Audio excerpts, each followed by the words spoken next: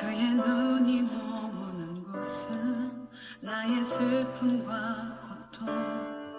고개를 들어 그의 눈을 볼 때에 난 알았네. 예수 나의 좋은 치료자.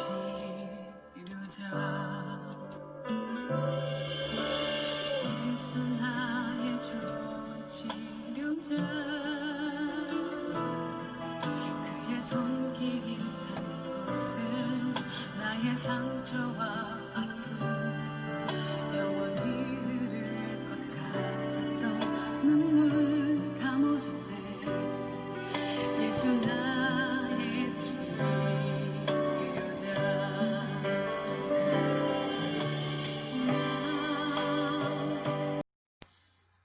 사랑하는 형제자매 여러분, 오늘은 2021년 1월 7일 목요일 아침입니다.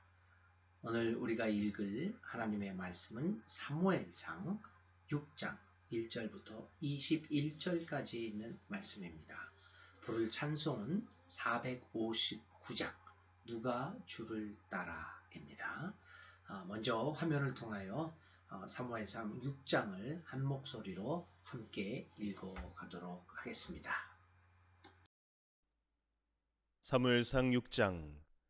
주님의 교회가 블레셋 사람의 지역에 머무른 지 7달이 되었을 때의 일이다. 블레셋 사람들이 제사장들과 점쟁이들을 불러놓고 물었다. 우리가 이스라엘 신의 교회를 어떻게 해야 좋겠습니까? 우리가 그것을 어떤 방법으로 제자리에 돌려보내야 하는지 알려주십시오. 그들이 대답하였다. 이스라엘 신의 교회를 돌려보낼 때 그냥 보내서는 안 됩니다. 반드시 그 신에게 속건 제물을 바쳐야 합니다. 그러면 병도 나을 것이고 그 신이 왜 여러분에게서 형벌을 거두지 않았는지도 알게 될 것입니다. 사람들이 다시 그 신에게 무슨 속건 제물을 바쳐야 좋겠습니까? 하고 물었다. 그들이 대답하였다. 블레셋 통치자들의 수대로 금으로 만든 악성 종양 모양 5개와 금으로 만든 쥐의 모양 5개를 바쳐야 합니다. 여러분과 여러분의 통치자들이 모두 똑같이 재앙을 당하였기 때문입니다. 그러므로 여러분은 악성 종양 모양과 이 땅을 해치는 쥐의 모양을 만들어서 바치고 이스라엘의 신에게 예를 차리십시오. 그러면 그분이 혹시 여러분과 여러분의 신과 여러분의 땅을 내리치시던 손을 거두실지도 모릅니다. 왜 여러분은 이집트 백성과 이집트의 왕 바로처럼 고집을 부리려고 합니까? 이집트 사람이 이스라엘 사람을 가게 한 것은 주님께서 그들에게 온갖 재앙을 내리신 뒤가 아니었습니까? 그러므로 이제 새로 수레를 하나 만들고 아직 멍에를 메어본 일이 없는 어미소 2마리를 끌어다가 그 수레에 메우고 그 송아지들은 떼어서 집으로 돌려보내십시오. 그런 다음에 주님의 궤를 가져다가 그 수레에 싣고 여러분의 궤를 가져온 허물을 벗으려면 속건제물로 보내는 금으로 만든 물건들은 작은 상자에 모두 담아 궤 곁에 두고 그 소 2마리가 가고 싶은 대로 수레를 끌고 가도록 하십시오. 두고 보다가 그 소가 그 궤가 본래 있던 지역인 베세메스로 올라가면 이렇게 큰 재앙은 그분이 직접 우리에게 내린 것입니다. 그러나 소가 다른 곳으로 가면 그것은 그분이 우리를 친 것이 아니라 우리가 우연히 그런 재앙을 당한 것임을 알 수 있습니다. 그래서 사람들은 시키는 대로 새끼에게 젖을 빨리는 암소 2마리를 끌어다가 수레를 메우고 그 송아지들은 우리에 가두었다. 수레에는 주님의 궤를 싣고 금쥐와 그들의 악성 종양 모양을 본떠서 만든 물건들도 상자에 담아 실었다. 그 암소들은 베세메스 쪽으로 가는 길로 곧장 걸어갔다. 그 소들은 큰 길에서 오른쪽으로나 왼쪽으로나 벗어나지 않고 울음소리를 내면서 똑바로 길만 따라서 갔고 그 뒤로 블레셋 통치자들이 베세메스의 경계까지 따라서 갔다. 그때 베스메스 사람들은 들에서 밀을 베고 있다가 고개를 들어 궤를 보고는 기뻐하였다. 수레는 베스메스 사람 여호수아의 밭에 와서 멈추었는데 그곳에는 큰 바위가 있었다. 그들은 나무 수레를 쪼개어 장작으로 삼고 그 소들을 번제물로 살라서 주님께 바쳤다. 레위 사람들이 수레에서 주님의 궤와 그 곁에 있는 금으로 만든 물건들이 든 상자를 내려다가 그 큰 바위 위에 올려놓았다. 그날 베스메스 사람들은 주님께 번제물을 바치고 다른 제물도 바쳤다. 블레셋의 5 통치자들도 이것을 다 보고 나서 그날로 에그론으로 돌아갔다. 블레셋 사람들이 주님께 속건 제물로 바친 악성 종양 모양의 금덩이들은 아스돗 몫으로 하나, 가사 몫으로 하나, 아스글론 몫으로 하나, 가드 몫으로 하나, 에그론 몫으로 하나였다. 금 쥐도 바쳤는데 그 수는 요새화된 성읍과 성곽이 없는 마을 곧 5 통치자가 다스리던 블레셋의 모든 성읍의 수와 같았다. 사람들이 주님의 궤를 올려놓았던 그 큰 바위 곧 베스메스 사람 여호수아의 밭에 있던 그 큰 바위는 오늘날까지도 거기에 그대로 있다. 그때에 베스메스 사람들이 주님의 궤 속을 들여다보았기 때문에 주님께서는 그 백성 가운데서 50,070명이나 쳐서 죽이셨다. 주님께서 그 백성을 그렇게 크게 치셨기 때문에 그들은 슬피 울었다. 베스메스 사람들이 말하였다. 이렇게 거룩하신 주 하나님을 누가 감히 모실 수 있겠는가? 이 궤를 어디로 보내어 우리에게서 떠나가게 할까? 그들은 기럇 여아림 주민들에게 전령들을 보내어 블레셋 사람들이 주님의 궤를 돌려보냈으니 내려와서 가지고 가라고 하였다. 네, 사무엘상 6장에 있는 말씀을 통해서 오늘도 우리에게 주시는 하나님의 음성에 귀를 기울여 보겠습니다. 사무엘상 6장은 블레셋 사람들이 하나님의 법궤를 더 이상 견딜 수 없어서 감당할 수 없어서 다시 이스라엘에게로 돌리는 장면을 기록하고 있습니다. 블레셋 사람들은 자신이 이스라엘에게 전쟁을 승리하고 하나님의 법궤를 탈취를 합니다. 그리고 이제 완벽하게 승리를 얻었다고 생각했지만 시간이 흐름에 따라 그들은 도저히 하나님의 법궤로 인한 재앙과 저주를 감당할 길이 없었습니다. 그래서 그들은 하나님의 법궤를 다시 이스라엘에게 돌리게 됩니다. 하나님의 법궤가 이방인들의 손에 그대로 붙잡혀 있을 수는 없었지 않았습니까? 어찌 하나님이 이방인들의 손에 있을 수 있단 말입니까? 그래서 이제 블레셋 사람들은 다시 법궤를 이스라엘에게 돌립니다. 또 한편 사무엘상 6장은 하나님의 법궤가 이스라엘에게로 돌아오는 과정에서 발생한 베세메스 사람들이 받았던 저주에 대하여 기록을 하고 있습니다. 자, 이제 사무엘상 6장의 내용을 좀 들어가 보겠습니다. 블레셋 사람들은 자신들이 도저히 하나님의 법궤를 감당할 수 없음을 깨닫게 되면 누가 감히 하나님의 법궤를 차지할 수 있단 말입니까? 게다가 그것이 이방인, 하나님의 뜻을 알지 못하고 불법을 행하는 사람들의 손이라고 한다면 더욱더 하나님의 법궤가 거기에서 있을 수는 없는 일입니다. 불가능할 것입니다. 하나님은 그를 알지 못하는 사람들에게 이용당할 만한 그런 가벼운 존재가 아니지 않습니까? 우리도 마찬가지입니다. 우리는 일시적으로 하나님을 자신의 손아귀에 넣고 자신의 마음대로 조정할 수 있다고 생각할 수도 있겠지만 그러나 결코 하나님은 우리의 마음대로 조종당하시는 분이 아니심을 깨닫게 됩니다. 많은 믿는 사람들이 하나님을 포켓 하나님으로 여기고 그렇게 취급하는 경우도 있습니다. 자기가 필요할 때 꺼냈습니다. 필요 없을 때는 주머니 속에 넣습니다. 그것을 일명 우리는 포켓 하나님이라고 이렇게 이야기도 하고 있지 않습니까? 자기가 하나님을 소유하고 있다고 생각하고 그리고 마음대로 이랬다 저랬다 내가 필요할 때는 하나님을 내세우고 그렇지 않은 때는 하나님 가만히 계십시오 하고 주머니 속에 넣는 그러한 일들을 종종 많이 하고 있는 것은 아닙니까? 자, 이렇게 하나님은 누구에게나 조종당할 수 있는 분이 아니십니다. 그래서 블레셋 사람들의 손에 있을 때도 블레셋 사람들은 자기들이 하나님을 소유했다고 생각했지만 그 정반대였습니다. 많은 재앙과 저주 속에서 드디어 블레셋 사람들은 하나님을 감당할 수 없게 됨을 깨닫게 되었고, 그래서 이제 법궤를 제자리로 돌리려 하고 있습니다.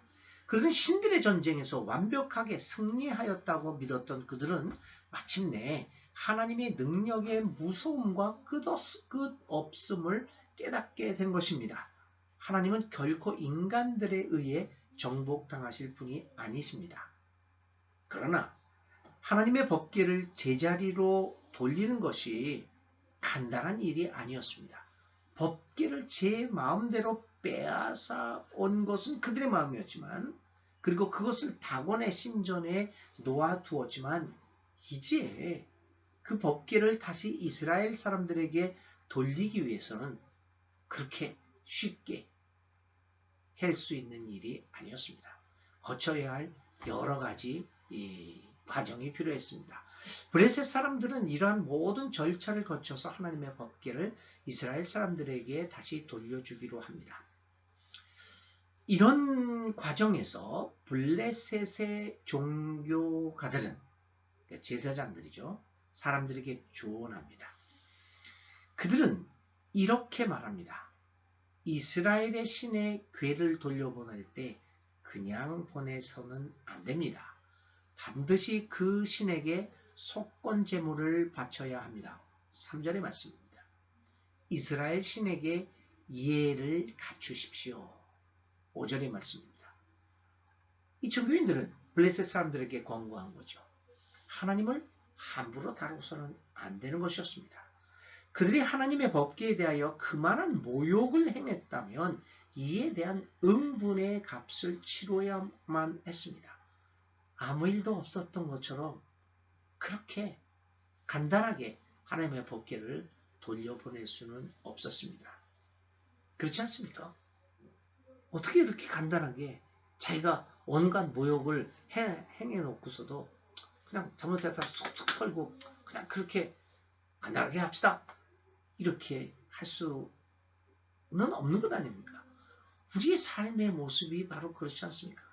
하나님은 함부로 대할 만한 분이 아니심을 우리는 압니다.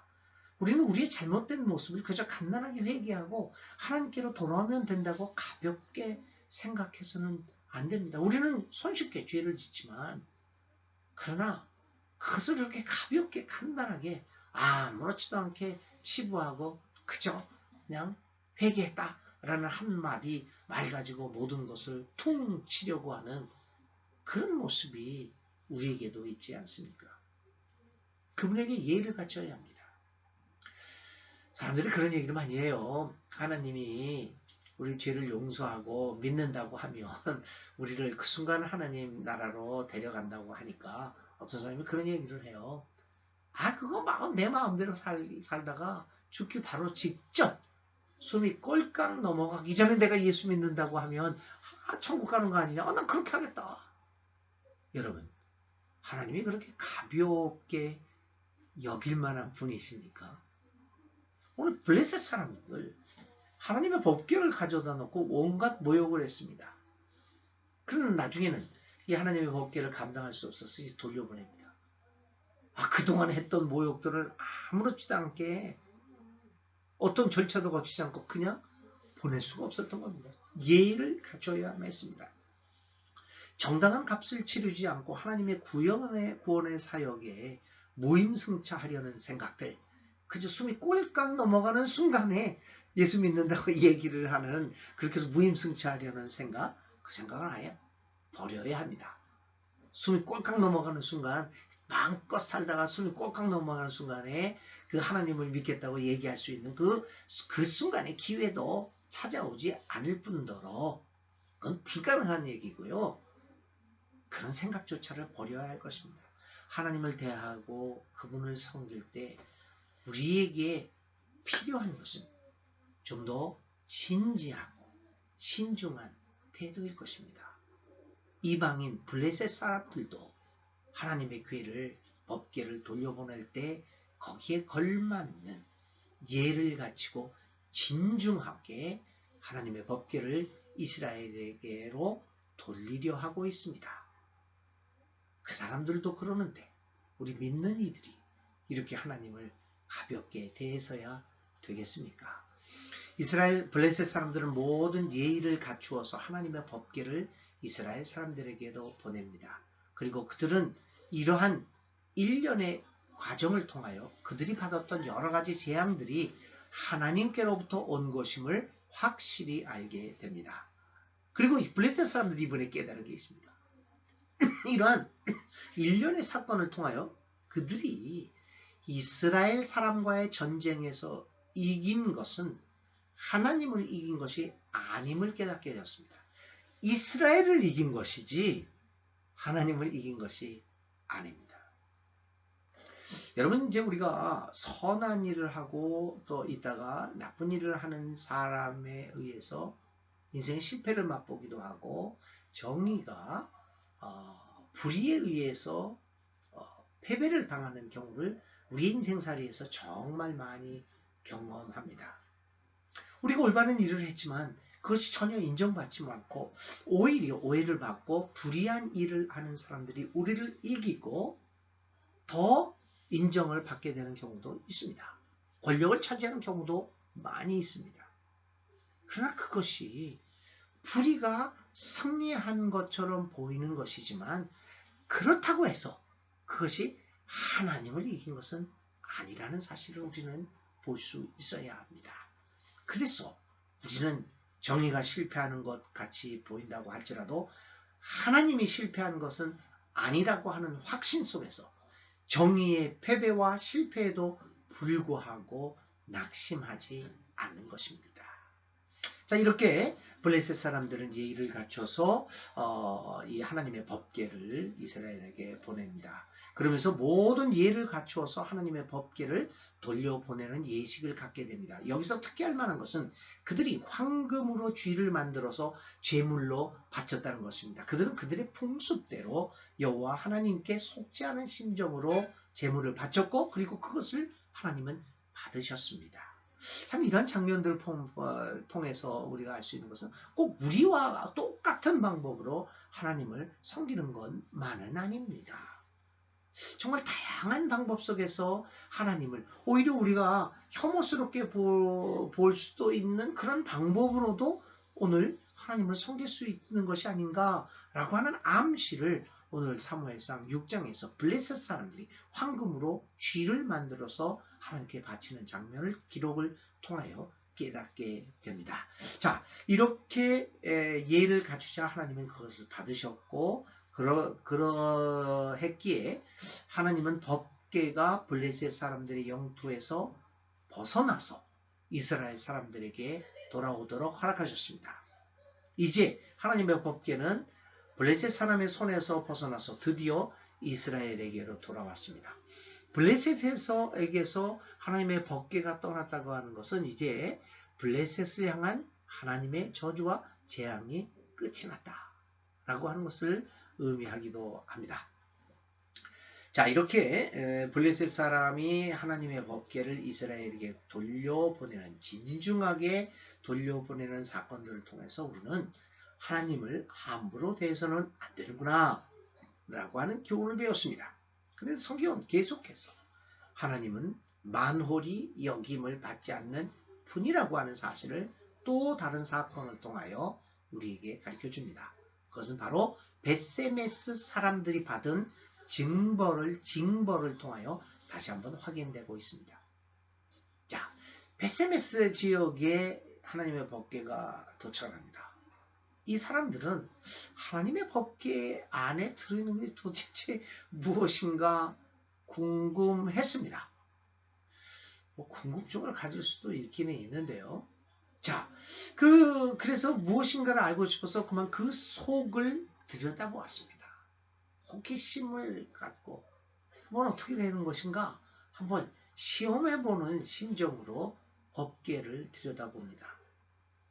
여러분, 하나님은 우리의 호기심의 대상이 될 수는 없는 분입니다. 우리가 가볍게 툭툭 호기심 속에서 건드려 볼 수 있는 그런 존재가 아니십니다. 그분은 우리의 모든 호기심과 우리의 관심을 초월하여 계시는 분이 아니겠습니까? 하나님은 인간에 의해 자신을 드러내 보이시는 분이 아니십니다. 우리가 파고든다고, 우리가 호기심을 가지고 그분을 파고든다고 해서 우리가 그분을 파악하는 것이 아닙니다. 우리가 하나님을 알 수 있는 것은 우리의 호기심이 아니라 하나님은 오직 자신 스스로에 대하여 계시함으로써 우리에게 자신을 드러냄으로써 우리가 하나님을 알게 됩니다. 우리가 알고자 해서 하는 것이 아니라 하나님이 자신을 드러내는 그 수준 안에서, 그 한도 안에서 우리가 하나님을 알 수 있게 된다는 의미입니다. 오늘의 삶에 있어서 하나님은 성경을 통하여 그 자신을 우리에게 드러내주고 계심을 믿어야 할 것입니다. 하나님은 결국 자신을 드러내시는 계시의 하나님입니다. 그래서 우리가 하나님을 알 수 있다고 하는 것은 하나님이 자신을 드러내실 때 그 안에서만 아는 것이죠. 만약 하나님이 자신을 드러내지 않으신다면, 계시하지 않으신다면 우리는 하나님을 도무지 알 수 없게 됩니다. 벳세메스의 사람들이 하나님의 법궤를 들여다보았듯이 오늘 우리들도 하나님의 법궤를 들여다보려는 마음이 있는 것은 아닙니까? 자신의 기호와 자신의 형편을 정당화하기 위하여 하나님의 말씀인 성경을 제 마음대로 인용하고 사용한다는 것은 바로 벳세메스 사람들이 하나님의 궤를, 법궤를 들여다본 행동과 다를 것이 무엇이겠습니까? 하나님은 내 마음대로 사용하는 것, 내 호기심대로 하나님을, 성경 말씀을 이랬다 붙였다 저랬다 저기에다 붙였다 사용하는 것은 벳세메스 사람들이 법궤를 들여다본 행동과 다를 것이 없게 됩니다.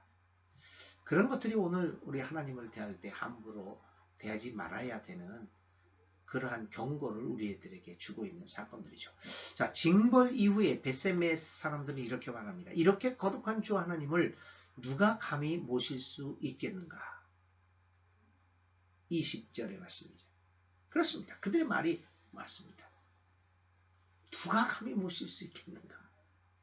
거룩한 하나님을 함부로 대해서는, 가볍게 대해서는, 내 호기심에 따라 이랬다 저렇게 대해서는 안 된다는 교훈을 우리는 벳세메스 사람들을 통하여 다시 한번 배웁니다. 이들의 고백처럼 이렇게 거룩한 주 하나님을 누가 감히 모실 수 있겠는가? 라는 심정으로 우리는 하나님을 섬겨야 합니다. 그러나 그것이 공포심이나 두려움은 아닙니다. 하나님은 결코 우리의 공포와 두려움의 대상이 아니십니다. 여기서 말하고자 하는 것은 공포나 두려움이 아니라 진정한 존경과 예배의 마음으로, 그리고 내 마음대로 조종하고 내 하고 싶은 대로 다 하면서 하나님을 그렇게 가볍게 섬길 수는 없다라고 하는 것을 깨닫기 위한 질문입니다. 하나님은 가볍게 여김을 당하시는 분이 아님을 생각하면서 오늘 우리들이 하나님을 섬기고 그분을 사랑하는 모든 일들의 무게가 어떠한지를 깊이 성찰해 보아야 합니다. 진정 우리는 하나님을 진지하고 진중하게 섬기고 있는가? 이 하나님의 말씀을 정말 진중하게 읽고 있는가라고 하는 것들을 한번 생각해 보아야 합니다. 하나님의 법궤는 이제 벳세메스 사람들의 영토를 떠나 기럇 여아림 주민들에게로 옮겨가게 되었습니다. 과연 누가 하나님의 법궤를 온전하게 모실 수 있을까? 하나님은 오늘도 하나님을 진중하게 섬길 수 있는 사람들을 찾고 계시는 것이 아닐까요? 한번 블레셋 사람에서 한번 보십시다. 이 법궤가 블레셋 사람에게 넘어갔을 때 그 하나님의 법궤를 모시고 있을 만한 장소들이 없었습니다.